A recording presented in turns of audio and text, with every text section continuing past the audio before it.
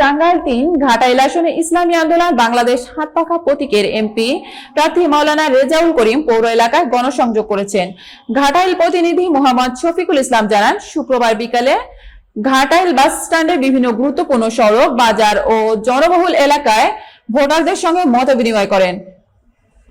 গণসংযোগকালে রেজাউল করিম সাধারণ মানুষের খোঁজ খবর নেন এবং তাদের সমস্যা ও প্রত্যাশার কথা শোনেন। এ সময় তার সাথে স্থানীয় নেতাকর্মীরা উপস্থিত ছিলেন।